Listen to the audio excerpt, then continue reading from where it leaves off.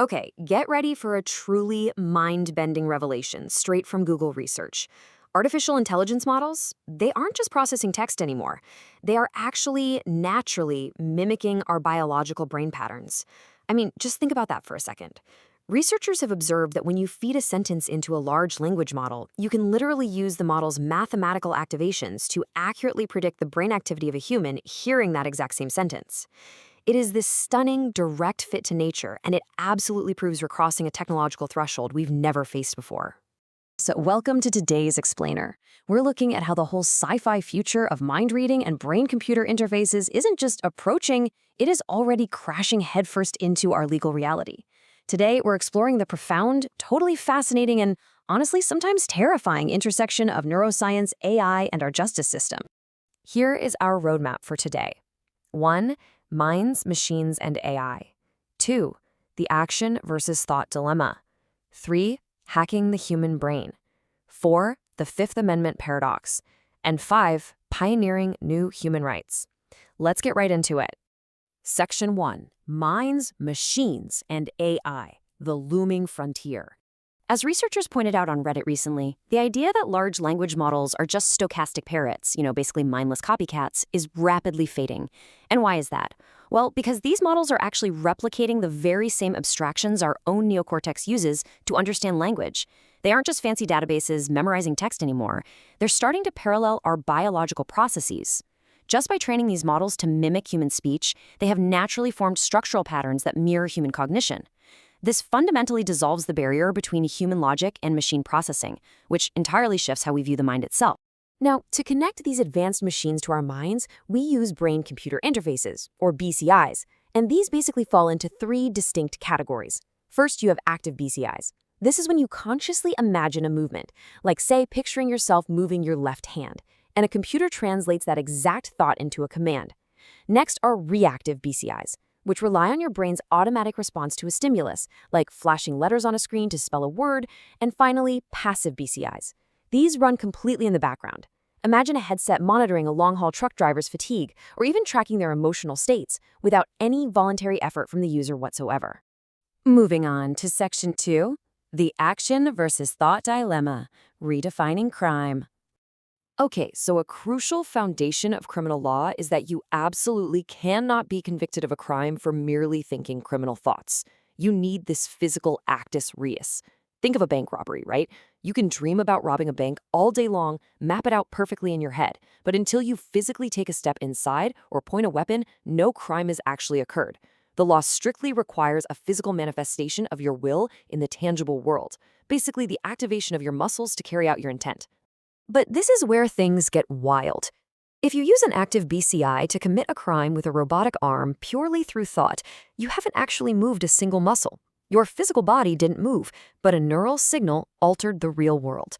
BCI-mediated action completely bypasses your normal neuromuscular output channels.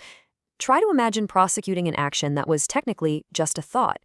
It leaves a massive gap in how we define a criminal act, and legal scholars are currently locked in a fierce debate over whether we need to legally redefine an act to include the electrical pulses of your brain. Section 3. Hacking the human brain, the threat of infiltration. So the concept of cybersecurity is about to get incredibly personal.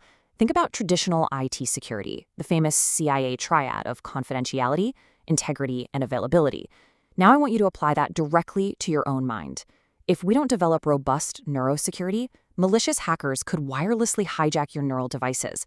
A hacker penetrating a consumer headset could literally extract your private thoughts. They could alter the settings of a medical implant. Or, horrifyingly, they could deny availability altogether, locking you out of controlling your own motorized wheelchair, essentially trapping your mind inside a hijacked system. And to prove this isn't just some crazy science fiction thought experiment, just look at this timeline from Chile.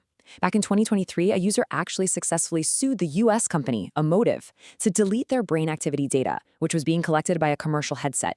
Consumer tech companies are already harvesting this data right now. The Chilean Supreme Court recognized that the storage of this derived mental data in a non-medical, consumer context fundamentally violated the user's right to mental integrity. It's a massive landmark legal translation of Neurorights from academic theory into active enforcement against a global corporation. Which brings us to Section 4, the Fifth Amendment paradox, testifying against your mind. When investigators can literally scan your brain for evidence, the definition of self-incrimination gets incredibly blurry. You see, the Fifth Amendment protects suspects from what legal scholars call the cruel trilemma.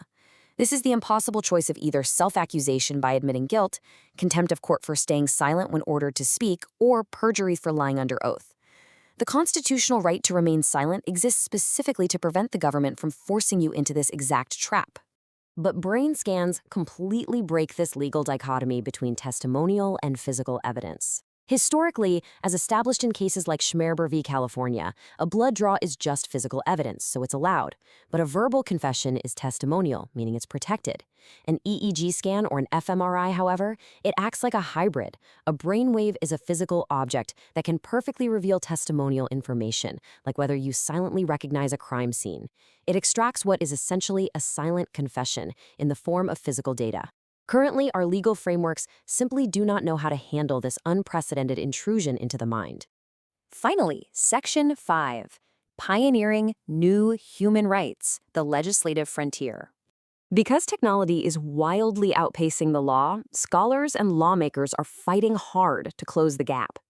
Scholars Marcelo Ienca and Roberto Adorno have urgently identified 4 new human rights to protect the mind as the ultimate refuge of individual freedom. These are the right to cognitive liberty, the right to mental privacy, the right to mental integrity, and the right to psychological continuity. Because AI opens unparalleled access to the brain, we absolutely need these specific legal shields. Think of cognitive liberty as the ultimate modern shield for human consciousness. It guarantees that your mind remains your own private sanctuary.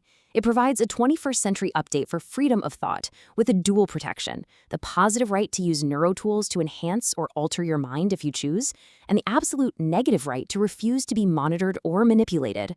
Basically, it prevents states or corporations from ever secretly monitoring your thoughts or altering your preferences.